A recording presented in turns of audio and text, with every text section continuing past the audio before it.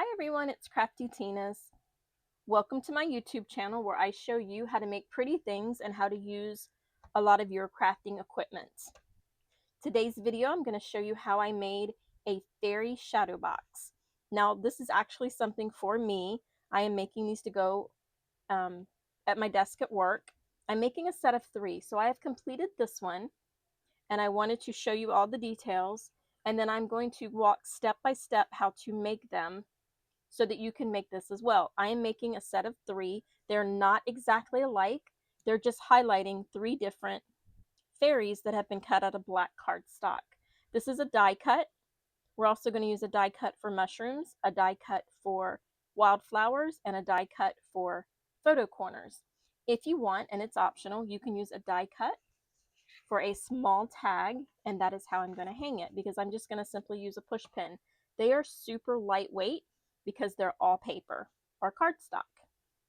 Now, I've had a lot of questions still on making the shadow boxes. I have multiple videos. If you're new to my channel, go check out some of my other videos if you're struggling to make the actual shadow box itself. I show you how to make shadow boxes using the shadow box punch board, but I also have a video showing you how to use templates that I show you how to make so that you can make the shadow boxes without the shadow box board. This thing is kind of missing in action. It's on back order. Nobody seems to have it, but I do show you how to make a shadow box without it. For this video, we're going to use it today, but you don't need it to make your shadow boxes. This shadow box is an 8 by 8 outside dimensions. This shadow box is made with one piece of 12 by 12 cardstock. This is the largest shadow box we can make because we have one size cardstock, 12 by 12. That's the largest I have. That's the largest I've seen. Someone has told me though that one of the craft stores has 12 by 24, but I've never seen that in my craft store. So I mostly use 12 by 12 cardstock. This shadow box, that is the largest you can make. This little shadow box inside is 3.5 by 4.25.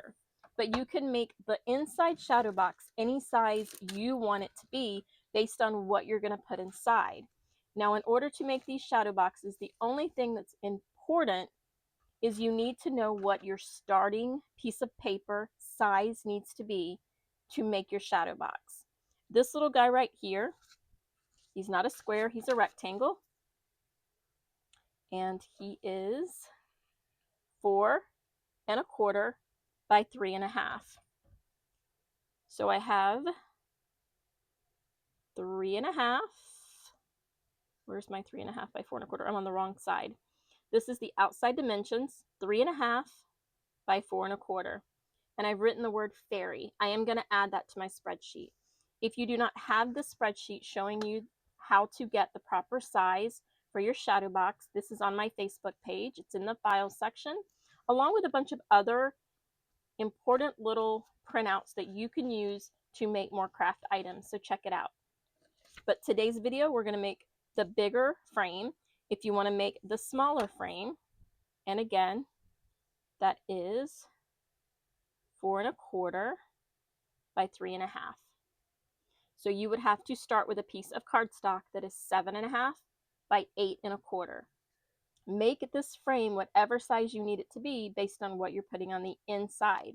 That is why I added inside dimensions to my log so that you could quickly assess what you need and be able to know, okay, well, this is going to be the outside and this is where I need to start. That is the paper I need to start. I needed the inside to be 2.5 by 3.25. So my outside is going to be 3.5 by 4.25. My cardstock that I'm going to start with is going to be 4.75 by 2.25. So 7.5 by 8.25 will make this size frame. To make the 8 by 8 frame, we're going to use a 12 by 12 piece of cardstock. So let's make the frame so that I can just quickly show you how the frame is made. I made a solid color frame, and then I cut out a piece of cardstock for my background. And I did that with each of these in a different but similar type paper. Again, I'm sorry, this is all cardstock. None of this is paper. It is all cardstock. It doesn't have to be heavy cardstock, but it needs to be a decent quality so that you're not ripping it when you score. Now this board is meant to make, the largest it will make is a 5x5. So you'll notice it comes off the board, and that is fine.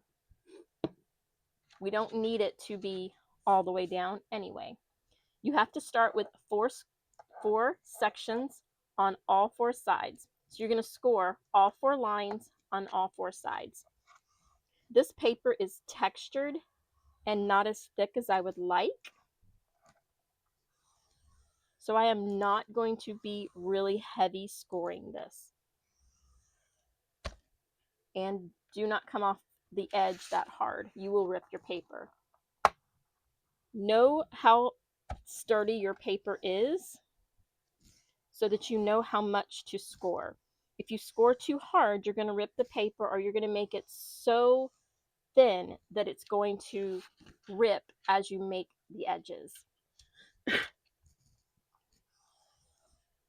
But you want to make sure that your paper is in the upper left-hand corner so that your lines are straight and don't come off the edge like I'm doing. You'll see there's a little bit here that we did not score. So if you flip it over and score till you get to that line, that really helps you fold it and it helps keep it straight. And again, you want to make sure it's tucked in that little corner really well. This is how we're getting around the limited space we have on this board and the limited amount of space we have in the camera view.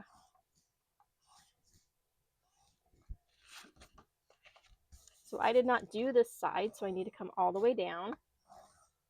Again, you have to do all four sides with 4 lines.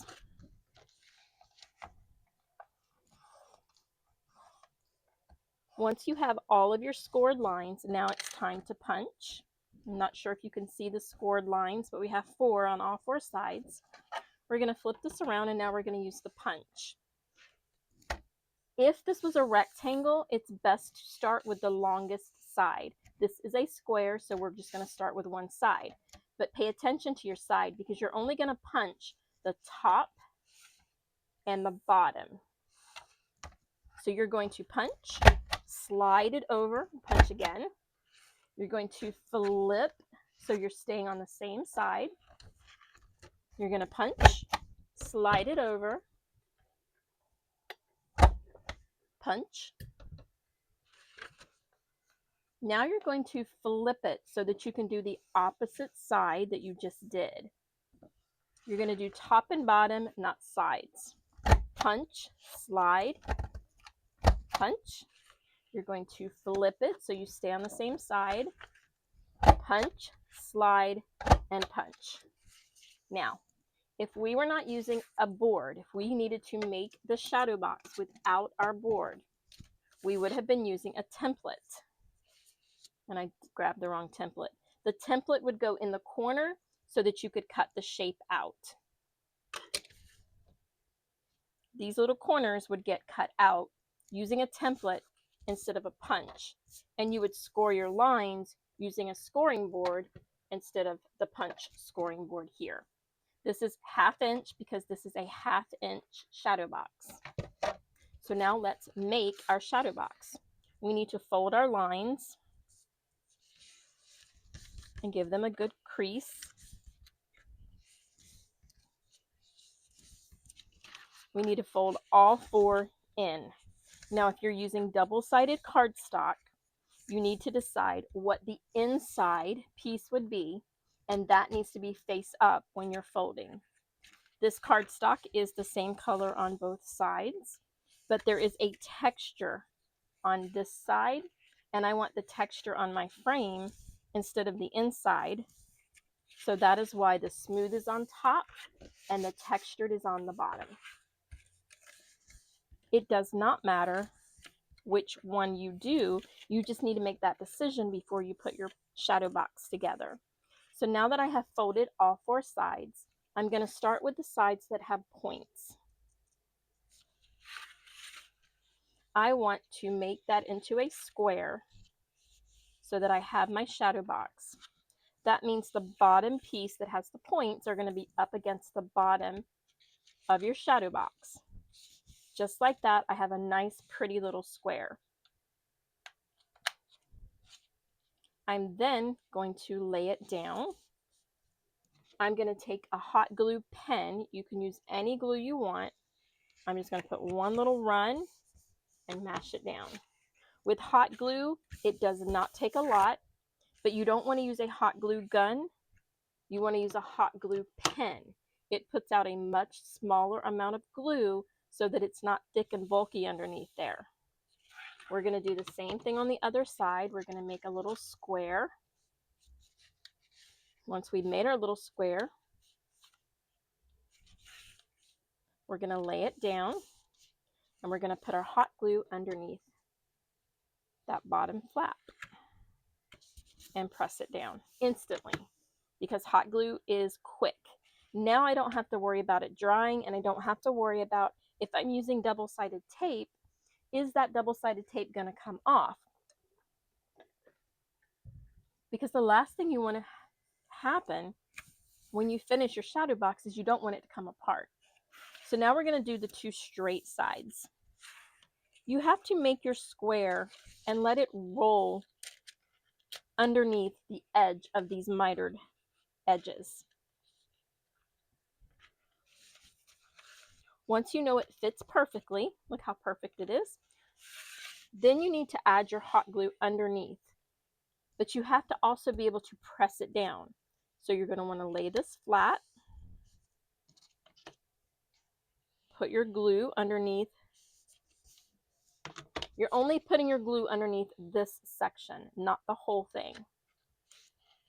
And then when you pull up your little square, if you allowed it to slip and go past, then you're going to need to take it apart, or you're going to have to force it to go together. I like to take it apart when that happens. And the reason why is I don't want my frame to be crooked. So I just grab something skinny that can go underneath there and take apart that glue that I just did. This is not advisable on a regular basis, but I have done this multiple times and it's worked. You're going to be hiding this, so it's okay if you make a mess. What happened was I pushed this piece back too far, and it actually didn't make a square. So I want to make sure that it's going to make my square before I glue it. So we're going to try again.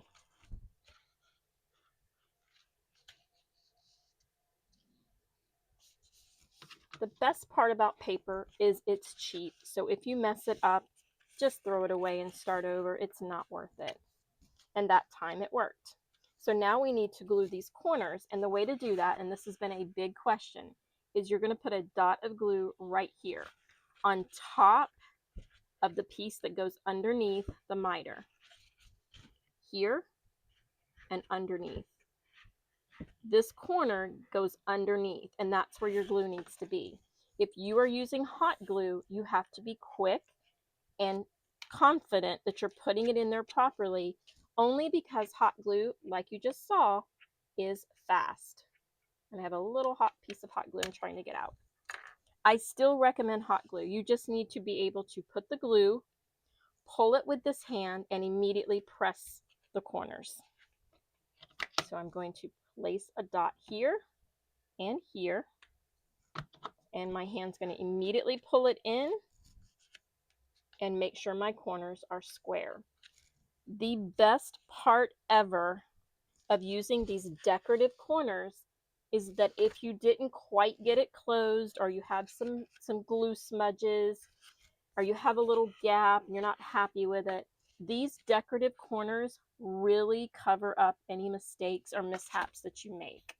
I will put that link in the description. There's 18 different decorative corners. We've used these in multiple videos and I love them. I bought them for notebooks. I didn't realize I was going to like them so much for shadow boxes. Now we're going to go over and do the same thing to the other side.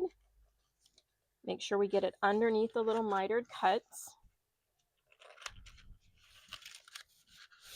Turn it around so we can get the glue inside. I'm going to make sure it closes properly. It does.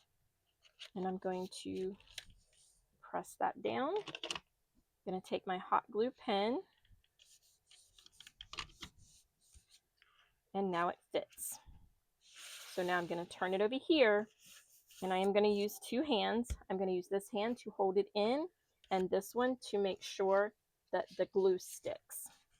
We're going to put the two dots, one on each corner. The more of these you make, the better you will get. So we're going to pull this in immediately and tuck those corners in. And now I have made an 8x8 shadow box, and that's how I made this one. All you have to do is start with the right size, and then no matter what, it's always going to turn out to be the size you wanted. This one's 8x8. This little guy on the inside is 3.5 by 4.25. So that's how you make the shadow box itself. Let's talk about how you decorate it and put it together. We'll leave this one here as a reference, and I'm going to put this one together. This shadow box, I put the smaller one in the upper right. This one, I'm going to put the shadow box in the lower left. And this shadow box, I'm going to put it in the center. It's going to be a cute little set of 3 along the wall. So I'm going to take my little fairy out of here. I've cut out some wildflowers by using a die cut. You can use any kind of cut you want. You can use punches. You can use a silhouette or Cricut. Anything you want. I've made some mushrooms because I couldn't find any mushrooms that I like. These turned out very well. This was a die set as well, and I'll put it in the description. You get a lot of parts. This was actually fun to put together. I just cut all the tops with 3 different colors, and I cut all the bottoms in like a light beige and just started putting them together, and it was actually pretty cool and pretty fun. I will be making more things with some mushrooms just so I can use this. I love fairies, and when you make fairies and flowers, you need some mushrooms, so this die is not going to go to waste. It's kind of like our corner die. We've made quite a few little corners out of that die.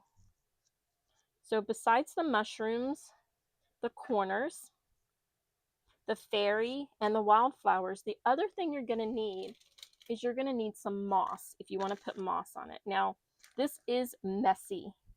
I got this, I believe, I got it at Walmart actually. I was surprised. I tried to find some in Michael's and it was brown, and I didn't want brown moss. I really wanted green, so I didn't buy it, and I'm glad I didn't.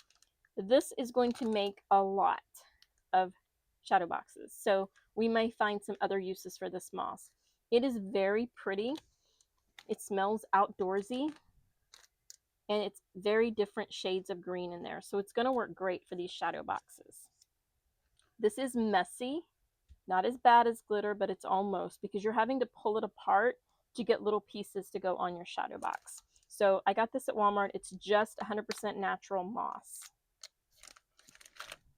So let's put our shadow box in our shadow box first. Now we want this one to be in the center. Here's our little fairy. We're going to put this in the center, and we're going to put our fairy in the center, and then we're going to work everything around it. Now I've made this shadow box, and then I added another piece of cardstock for the background because I had these 3 backgrounds in one of my paper books, and they looked really good together. So that's why I'm using them. These 2 had mushrooms in the actual paper. This one did not, but it had the ferns. So I'm going to add the mushrooms. Because I want this in the center, I'm not picky. I don't care if this is lined up straight. It's not going to bother me. This one is not straight. Doesn't bother me at all. To put this one in here, I'm simply going to add some hot glue to the back. Don't need a whole lot. It's paper to paper. And I'm just going to say that works because it doesn't It's paper crafting. It's crafting at its finest. It shouldn't be perfect. Now, because it's hot glue, look at that. It's already stuck, and we can move on without having to wait. You can fill the hot glue. That's why I was mashing it down while it was hot. It doesn't matter because you're not going to be touching this. You're actually going to be covering it.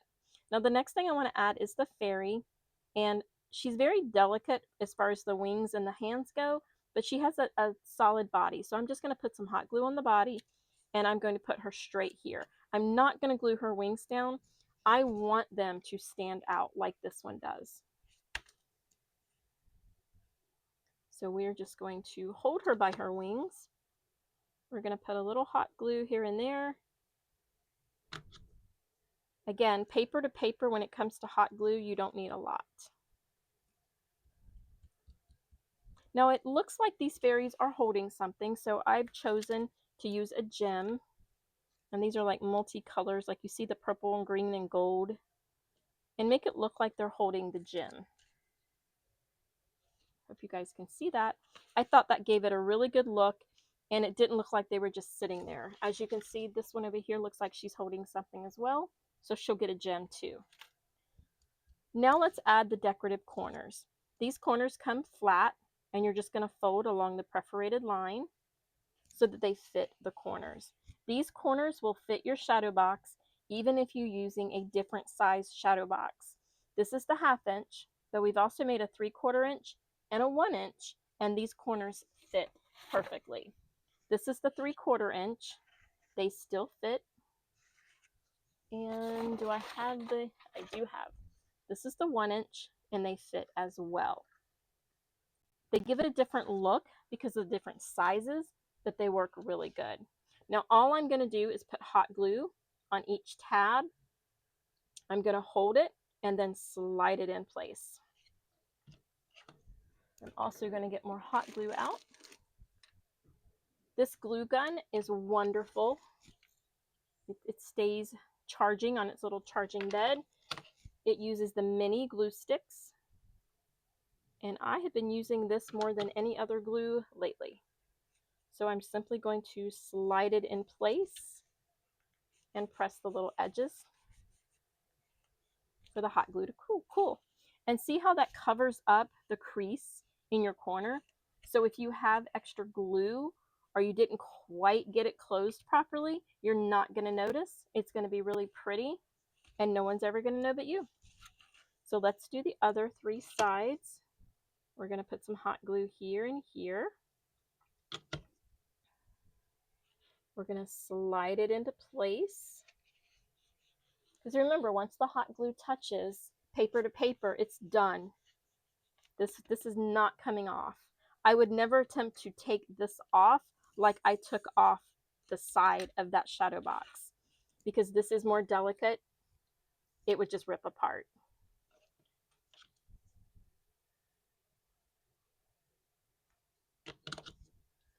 And we're going to put it here and then just slide it into place so I can touch the sides where the glue is. And now let's do the final one. You saw how quick they went on, but how much of a difference it makes in the overall look of your shadow box.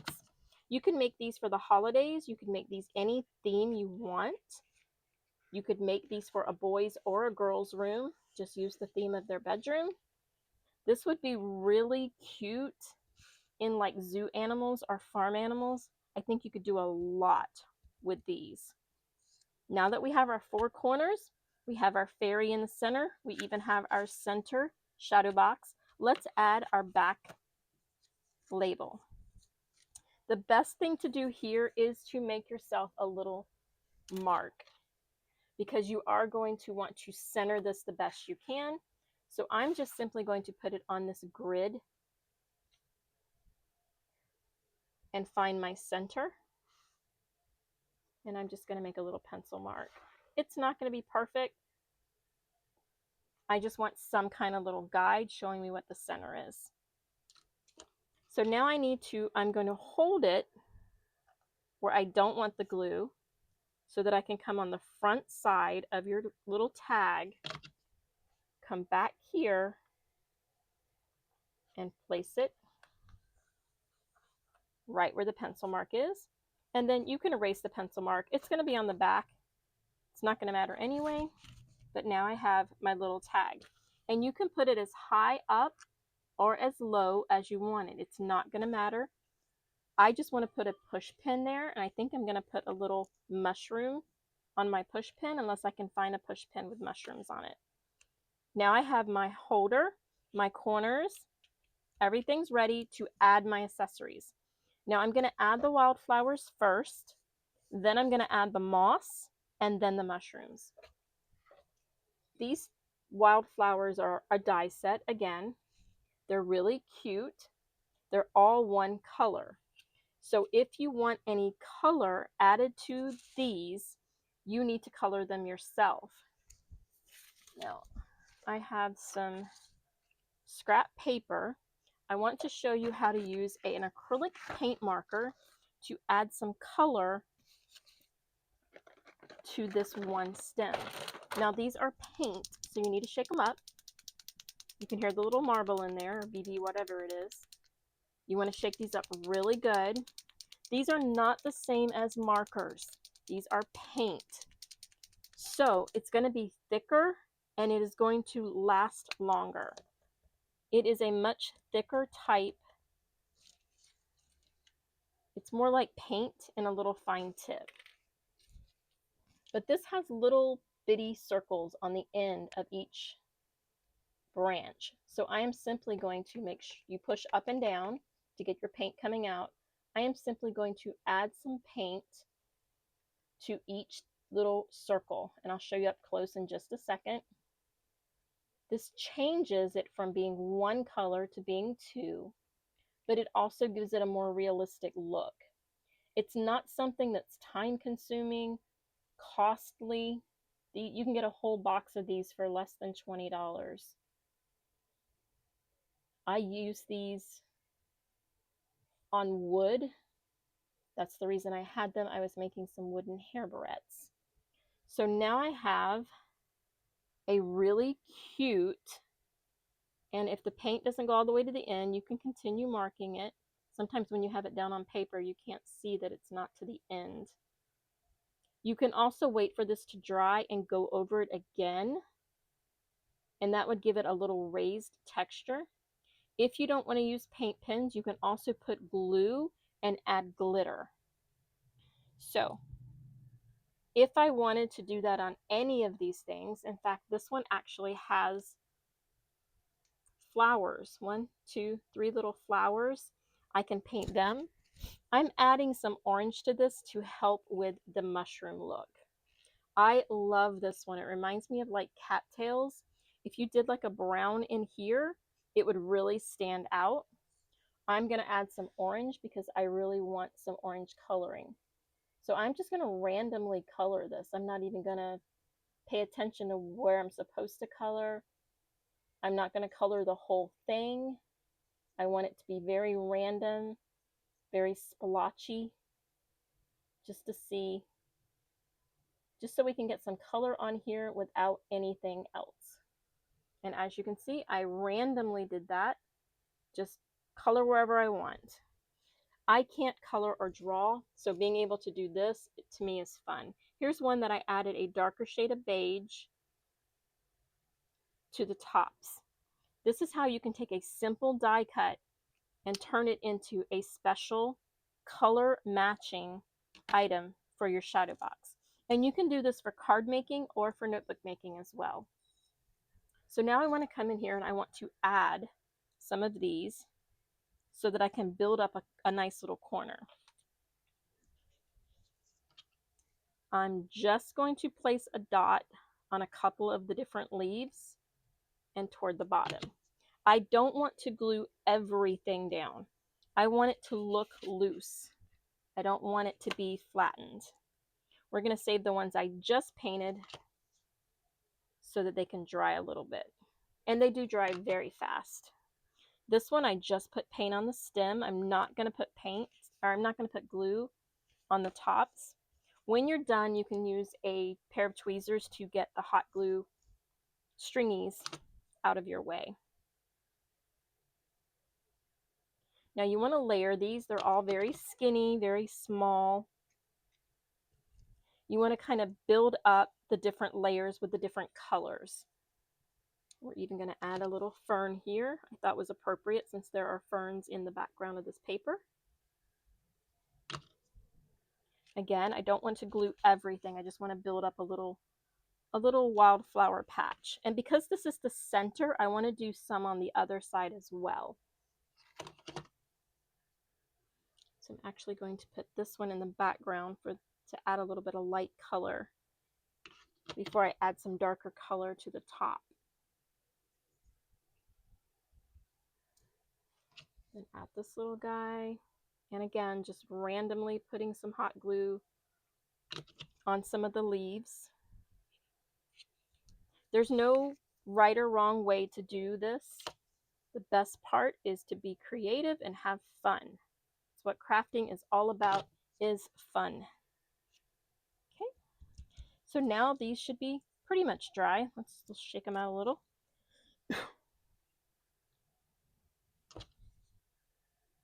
For these, I am going to add a touch of glue right in the center, only because I don't want them to stand out too much. There we go.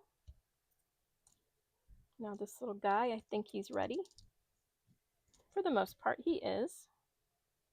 He is super skinny, so you may want to use regular glue. I'm just going to wing it and put a little hot glue right down the center. He's super skinny, so hot glue might not be the best solution. And I'm going to kind of glue him to some of the other plants, just like that. So now that I wanted them to stand out, and they do, I didn't want them to be flat. I do have a lot of glue strings going on. Now it's time to add some moss so I can add the mushrooms. Now I do want to add a little bit of greenery up one side of the frame because I don't want this frame to look very plain with a lot of stuff going on everywhere else. So we're just going to add some more. And that's why I always cut out extra, because once I start, I may decide that I want to add more. I basically usually cut out like a whole little section of like different colors. Whatever I don't use goes in a little scrap bin, and then I use that scrap bin when I want to make a card and I'm not quite sure what I want to make. I'm going to add some glue to him and glue him to a leaf. Ouch, that was hot. So let's get him glued down just a little bit more. There we go. Now let's add some moss so that we can add some pretty little mushrooms. We can go ahead and add this one. So the moss can be on top. Now, this moss is thin, messy, and kind of fun to play with. So I just took a little bit out of the package. Anything that you don't like as you're gluing down, you can cut it off. I held up my shadow box to its side, put glue here, and then added the moss. You want to work in very small sections because, again, you don't want to burn your fingers, and you're using hot glue, and the hot glue is instant. So we're going to work just half of this little section for now, and I'm just going to stick some on there. Doesn't matter if it's hanging down yet. We're going to shape that up. We're going to put some on the other side, and I'm just going to stick some in there. And yes, it does glue it to your finger. I'm going to shake out the loose. And now we have what looks like kind of a hot mess. But what I did for the other one is the stuff that's draping over, I wanted it to drape over. So I'm going to push it down a little. Just going to put a little glue down here and press it down. If you put too much glue and you can see it, just add some more moss. Now that I have that, I don't know where my scissors went. You can actually trim up your moss so that you don't have this hot mess going on. It's actually better if you just have a little instead of a lot. So I'm going to trim some up, especially around her. but leave it on the edges. I'm going to shake it out again. I don't want it to be neat. I don't want it to be organized. I just want it to look like the moss is falling out of the shadow box. So now the next thing I want to do is I want to add moss along the bottom. So I'm going to get some more out so I can pull it apart because it's very thick and dense. You don't want to try to put this down there. So I'm going to start over here and just add a little. Come over to the other side, add a little more, and then we're going to come to the center and add some. You want it to be very random. You don't want it to look like you planned it. It needs to look like it basically is falling out of the forest.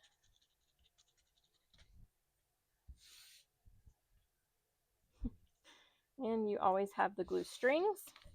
So now if you want it to look like it's coming out of the frame itself, you need to go add a little glue to bring some over the edge. And it doesn't matter if it partially covers up your little corner tag or your corner little decorative area. That's perfectly fine as well. I want another little piece to kind of look a little more on the edge.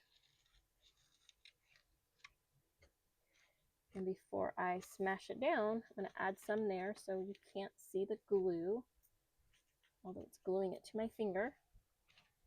And that random look of moss is what I was going for. I don't want it to look proper. I want there to be some space where there's no moss, some space with moss, and I wanted this random looking mess, I guess you could say, because to me it looks more like a fairy lives there.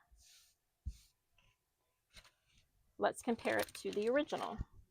Whew, moss is everywhere. This one's going to be on the right, this one on the left, and I will be making a third with the box in the bottom. So this is a great gift idea. You could make a trio of their bedroom theme or their favorite character or animal. It's a really great way to decorate a room because you're only hanging it with a push pin. You're not using anything, any screws or nails. It's one little push pin. So if you rent, that's another reason to use very lightweight hanging items. Now, I know you're thinking, I don't want to clean or dust these. But that's the beauty of it. This is paper. So once they become dusty or they don't look good anymore, then it's time to make new ones anyway because it's time to change the theme. This is the best cost-efficient way to make some pretty decorations. They're not going to be put together. They're going to be spread out. I don't know if I'm going to stagger them or just spread them out. I think they're going to be staggered. So guys, I really hoped you liked this video. Let me know what you would put inside of your fairy boxes if there's something here that you don't see. We did forget to add our little mushrooms in the bottom. So let's go and add our mushroom. I just saw them sitting there and I'm like, oh no. And then we have this little tiny one here. And I did it after the moss so that some of the moss could be behind the mushrooms a little. There we go. I really love these. I cannot wait to get them finished so that I can get them to work so I can see what they look like. I may go back and add something to the top of this only because this is the center one and I kind of feel like it needs a little bit up there. And I think I found what I want.